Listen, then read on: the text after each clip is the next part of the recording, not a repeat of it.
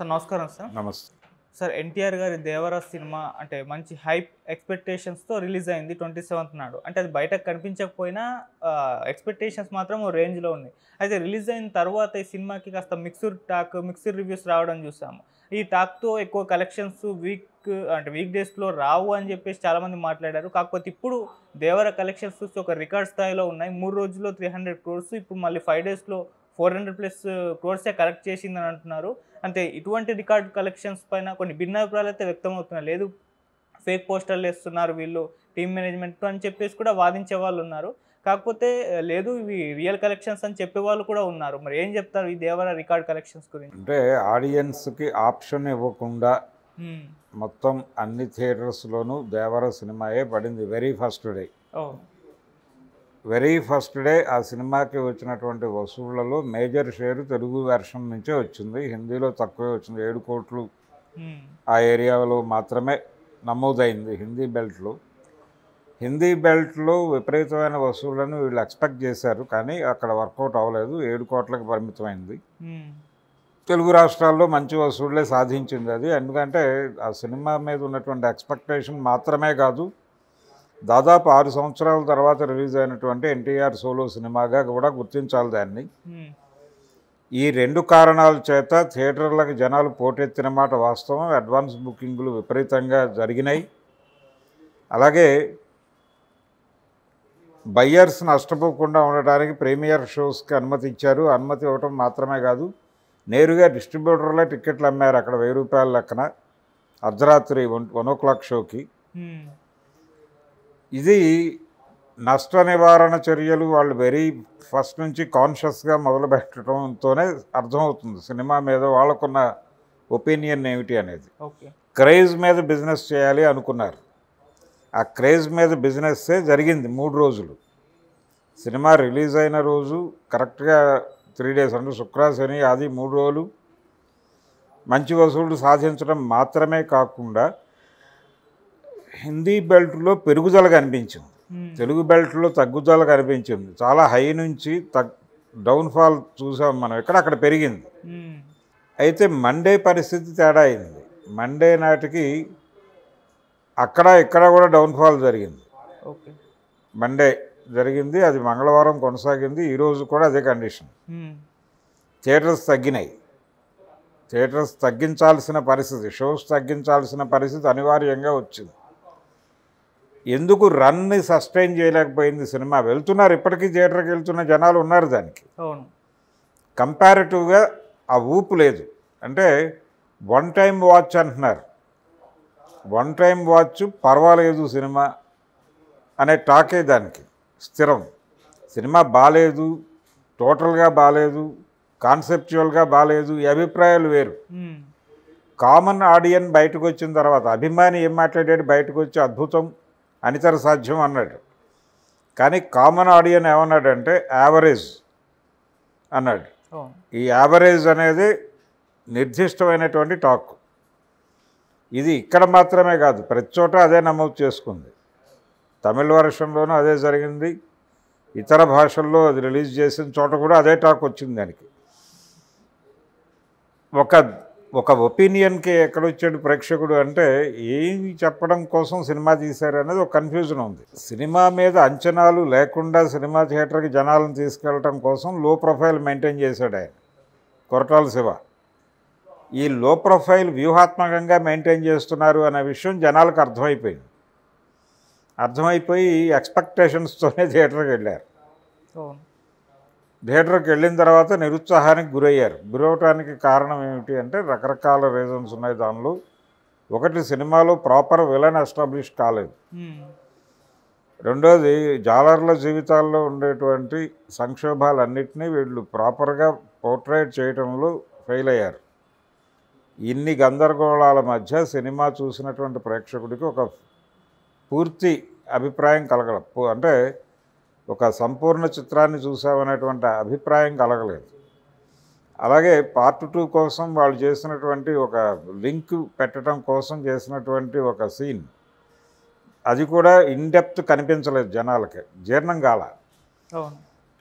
అదేదో పేలుతుంది, జనాలు ఒక్కసారి సంభ్రమాశ్చర్యాలతో బయటకు వస్తారు అనుకుని డైరెక్టర్ గారు అనుకున్నాడు, కానీ జనాలకి అది ప్రాపర్గా రిజిస్టర్ కాలేదు అనేది వాస్తవం. అందుకని ఈ గ్యాప్స్ అన్నీ ఉండటం వల్ల, ఈ ల్యాక్స్ అన్నీ ఉండటం వలన, రెండోది హీరోయిన్కి సంబంధించిన సమస్య, సినిమాలో ఎంటర్టైన్మెంట్ లేదు, ఎమోషన్ ప్రాపర్గా లేదు, అలాగే ఎవరిని చంపుతున్నారో క్లారిటీ లేదు, తన వాళ్ళని తనే చంపుకుంటున్నటువంటి పరిస్థితి. ఒక టైంలో హీరో మీద జనాలకు నెగిటివ్ అభిప్రాయం కలిగే అవకాశం ఇచ్చే సన్నివేశ కల్పనలు ఉన్నాయి దానిలో. ఇన్ని గందరగోళాల మధ్య సినిమా పాజిటివ్ టాక్ ఎక్స్పెక్ట్ చేయడం కష్టం. ఈ లోపాలన్నీ సరిచేసుకుని, అంటే కమ్యూనిస్ట్ బ్యాక్గ్రౌండ్ ఉన్నటువంటి డైరెక్టర్ ఆయన కొరటాల శివ. ఓకే. ఆయన స్ట్రైట్ని విలన్గా చూడలేకపోవడం అనేది ఒక లోపం. స్ట్రైట్ని విలన్గా ఎస్టాబ్లిష్ చేస్తూ పార్ట్ 2లో దానికి సంబంధించిన సమగ్ర చిత్రణ ఉంటుంది అనే సూచన ఇక్కడ చేయాలి. ఆ సూచన చేయటం జరగల. ఆ జరగకపోవడం ప్రభావం పడిపోయింది. ఒకే సమూహంలో భిన్నమైనటువంటి అభిప్రాయాలు కలిగిన వాళ్ళు ఖచ్చితంగా ఉంటారు. వాళ్ళ మధ్య ఒక కామన్ ఇది వచ్చినప్పుడు, ఒక ఉమ్మడి సమస్య వచ్చినప్పుడు వాళ్ళు కలుస్తారు. ఐక్యత, విభేదం రెండూ ఉంటాయి సమూహంలో ఉన్నటువంటి వ్యక్తుల మధ్య. వాళ్ళు ఒకళ్ళ పట్ల ఒకళ్ళకి వ్యతిరేకతలు పర్సనల్గా ఉండొచ్చు, కానీ సమూహంగా కలిసే ఉంటారు వాళ్ళు. ఈ సూత్రాన్ని మర్చిపోయి సినిమా తీశాడు కొరటాల శివ. అందుకని ఆ సినిమా ప్రాపర్గా కనెక్ట్ కాలేదు జనాలకి. సైఫ్ అలీ ఖాన్ని విలన్గా చూడలేకపోయారు, అలాగే ఎన్టీఆర్ని హీరోగాను చూడలేకపోయారు. ఈ గందరగోళం మధ్య బయటకు వచ్చి ఏం చెప్పాలో అర్థం కాక యావరేజ్ అనే మాట అన్నారు, కానీ ఎవరిని తృప్తిపరచలేదు. వన్ టైం వాచ్ అనే టాకే నిలకడగా నిలబడింది. ఆ వన్ టైం వాచ్ అయిపోయింది. సో రిపీట్ ఆడియన్స్ లేకపోతే రన్ ఉండదు, అందుకనే రన్ లేదు అక్కడ. మీరేమో ఆప్షన్ ఇవ్వకుండా జనాల మొత్తానికి సినిమా చూపించారు, ఇది తప్ప వేరే గత్యంతరం లేదు మీకని. సో ఆ సినిమాకి రావాల్సిన డబ్బులు వచ్చేసినాయి, ఇంకా దాని మీద ఆశలు పెట్టుకోవడం అనవసరం. ఓకే. దాని కథ ముగిసింది. అయితే గ్యాప్ ఉంది చాలా. ఇప్పుడు ఇంకో పెద్ద సినిమా ఏమీ లేదు కనుచూపు మేరలో, పుష్ప 2 తప్ప. పుష్ప 2 గేమ్ చేంజర్ తప్ప ఏమీ లేదు. దీని పరిస్థితి ఇలా ఉంది కాబట్టి గేమ్ చేంజర్కి సంబంధించి ఆయన ఒక డిసెంబర్ అనే మాట అన్నాడు. డిసెంబరు, క్రిస్మస్ అనే ఒక శబ్దం చేసున్నారు, కానీ నిజానికి అది రెడీగా ఉంటే ప్రిపేర్ చేసి ఈ గ్యాప్లో వదిలేయటం బెటర్. అవును. దేవర హవా ముగిసింది కాబట్టి ఈ గ్యాప్ని వేస్ట్ చేసుకోకుండా ఈ గ్యాప్లో వేసేసుకుంటే పుష్ప వేడికి దానికి ప్రాబ్లం ఉండదు. అప్పుడు దిల్ రాజు గారు ఆ రకంగా ఏమన్నా ముందుకు లాక్కొస్తాడంటే ప్రమోషనల్ యాక్టివిటీ బాగానే మొదలుపెట్టారు. నిన్న పాట రిలీజ్ అయింది, దానికి సంబంధించి ఓ చర్చ జరుగుతోంది బయట. శంకర్తో ప్రాపర్గా చేయించుకున్నాడు ఆయన దిల్ రాజు, తన అనుభవాన్ని రంగరించి అనే మాట వినిపిస్తోంది. సో అది ఇమ్మీడియట్గా కనుక దాన్ని రోప్లోకి లాక్కొచ్చేస్తాయి, లైన్లో పెట్టేస్తాయి, డెఫినెట్గా ప్రయోజనం ఉంటుంది అనేటువంటి ఒక అవకాశాన్ని అయితే దేవర కల్పించాడు. అది వాస్తవం. అంటే మండే నుంచి దానికి వసూళ్ల పరంపర డౌన్ఫాల్ జరుగుతోంది. మ్యాక్సిమం ఈ ఇమేజ్ మీద నడవటం అనేది నడిస్తే ఇంకొక 3-4 రోజులు నడుస్తుంది. ఆ తర్వాత కష్టమైన సినిమా. అందుకని సినిమా కథ అంటే హీరో మీద ఎంత నడవగలదో అంత నడిచేసింది, అది అయిపోయింది. హీరో దమ్ము మీద వచ్చిన రూపాయి ఇది. ఓకే. డైరెక్టర్ చేసినటువంటి విఫల ప్రయత్నంగానే చూడాలి ఈ సినిమాని. కొరటాల శివ ఆడియన్స్ని ఇబ్బంది పెట్టడం అనే వాస్తవం మీద ఆధారపడి జరిగినటువంటి డిజాస్టర్ ఇది. అందుకని హీరో కష్టము, దర్శకుడి నిర్లక్ష్యముగా దేవరా అనే సినిమా పార్ట్ 1 రిజిస్టర్ అయింది జనాలకి. పార్ట్ 2లో ఎలాంటి కరెక్షన్స్ చేస్తాడో చూడాలి. పుష్ప 1కి కూడా డివైడ్ టాక్ వచ్చింది, విమర్శలు వచ్చినాయి. ఆ విమర్శల్ని సరి చేసుకోవడం కోసం గ్యాప్ తీసుకున్నాడు ఆయన స్క్రిప్ట్ డిజైన్కి పార్ట్ 2కి. దాంతోపాటు ఇంకా అనేక కారణాలు తోడై అది విపరీతంగా డిలే అయ్యి 3 ఏళ్ల తర్వాత ఇప్పుడు రిలీజ్ అవ్వబోతోంది. మరి పుష్ప 2కి ఆ పరిస్థితి ఉన్నప్పుడు దేవరా 2కి మరి ఈయన ఏం చేస్తాడో చూడాలి. ఈలోపు ఎన్టీఆర్ కమిట్ అయిన సినిమాలు 2-3 ఉన్నాయి, అవి కంప్లీట్ అయిన తర్వాత మళ్ళీ దేవరాకి రావాలి. ఈ లోపల ఇది మర్చిపోయి మళ్ళీ దేవర ఫ్రెష్గా చూస్తారు జనాలు.